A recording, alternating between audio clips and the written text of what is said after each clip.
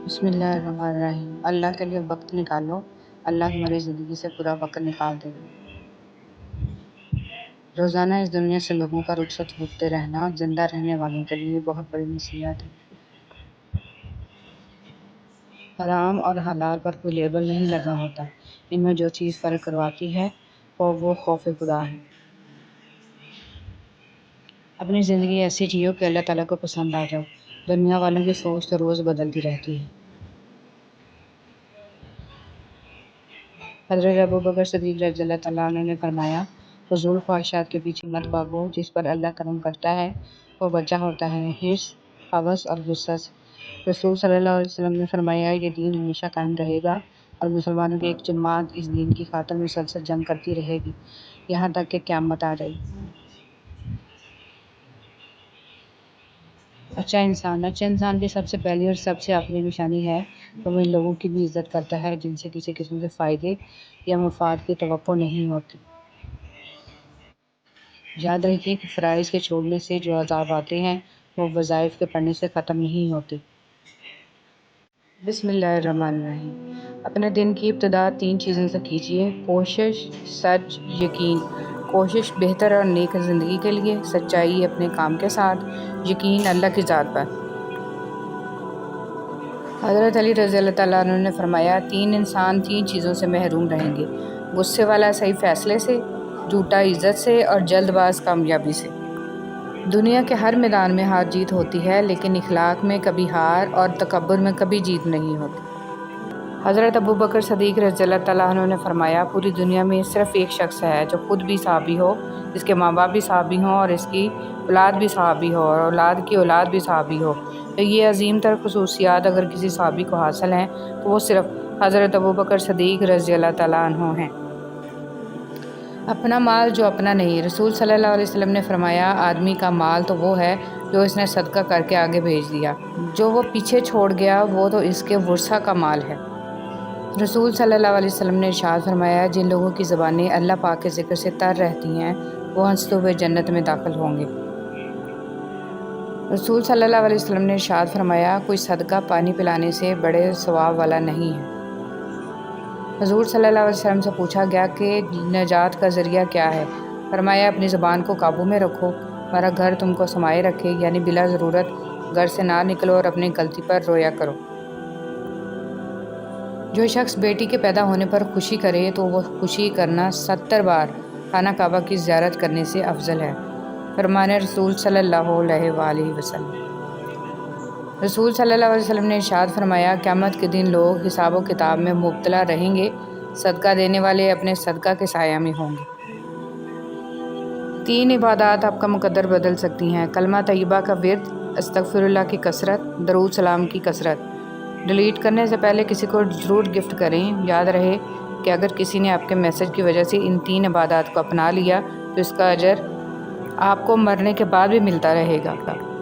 حضرت جابر رضی اللہ تعالیٰ عنہ نبی صلی اللہ علیہ وسلم سے روایت کرتے ہیں کہ آپ صلی اللہ علیہ وسلم نے ارشاد فرمایا، قیامت کے روز خدا کچھ لوگوں کو چیونٹیوں کی شکل میں اٹھائے گا۔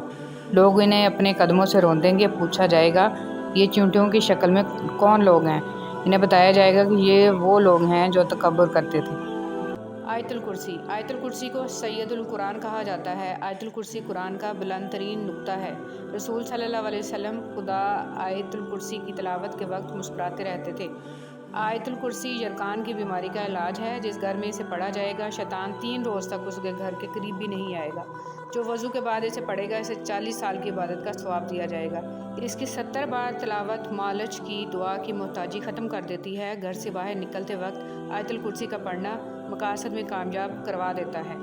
نبی کریم صلی اللہ علیہ وسلم نے فرمایا کہ ایک شخص کا انتقال ہوا، قبر میں اس سے سوال ہوا، ہمارے پاس کوئی نیکی ہے؟ اس نے کہا، میں لوگوں سے خرید و فروخت کرتا تھا اور جب کسی پر میرا قرض ہوتا تھا تو میں مالداروں کو مہلت دیا کرتا تھا۔ کوئی ناراض ہو تو کتنی منتیں کرنی پڑتی ہیں اسے منانے کے لیے، اور ایک اللہ پاک کی ذات ہے جو ایک آنسو سے عمر بھر کے گناہ معاف کر کے مان جاتا ہے۔ اپنے گناہوں اور ان کے انجام کا ادراک ہو جانا کسی نعمت سے کم نہیں ہے۔ جو شخص اللہ کے بندوں کے لیے خیر کا باعث بنتا ہے، اللہ تعالیٰ اس کی نسلوں میں خیر منتقل فرما دیتا ہے۔ انسان کا آغاز نطفہ جو کہ ایک بدبودار پانی ہے اور اختتام ایک بوسیدہ جسم ہے، یہ بات اگر انسان اپنے دل میں نقش کر لے تو وہ کبھی بھی اپنی اوقات فراموش نہیں کرتا۔ کاش انسان بھی نوٹوں کی طرح ہوتے، روشنی کی طرف کر کے دیکھنے سے پتہ چل جاتا کہ اصلی ہیں یا نقلی۔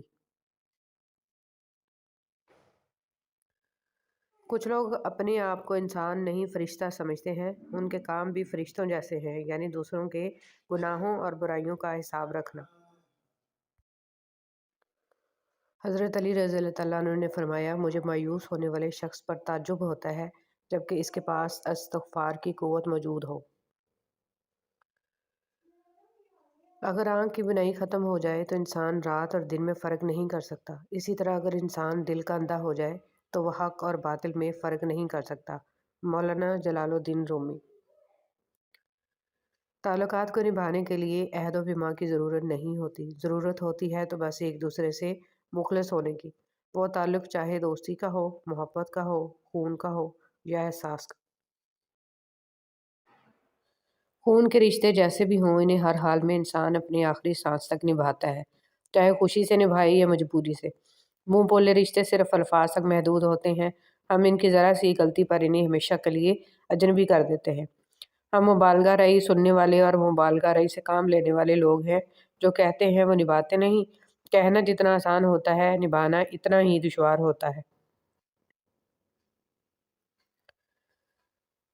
چھوٹے چھوٹے کاموں کو انجام دینا بڑے بڑے کاموں کی منصوبہ بندی کرنے سے کہیں زیادہ بہتر ہے۔ نماز فجر کی اذان سب سے پہلے انڈونیشیا سے شروع ہوتی ہے، اس کے بعد Sumatra, Malaysia, Dhaka, Sri Lanka, India, Pakistan, Afghanistan, Muscat, سعودی عرب، کویت، دبئی، یمن، عراق، ایران، استنبول، طرابلس، لیبیا، امریکہ تک مسلسل 9 گھنٹے فجر کی اذان ہوتی ہوئی واپس انڈونیشیا میں پہنچتی ہے، جہاں نماز ظہر کی اذان کا وقت ہو جاتا ہے۔ بالکل اسی طرح 5 وقت کی اذان سے پوری روئے زمین پر کوئی ایسا بھی سیکنڈ نہیں ہے کہ جب اذان کی آواز پوری روئے زمین پر گونجتی نہ ہو۔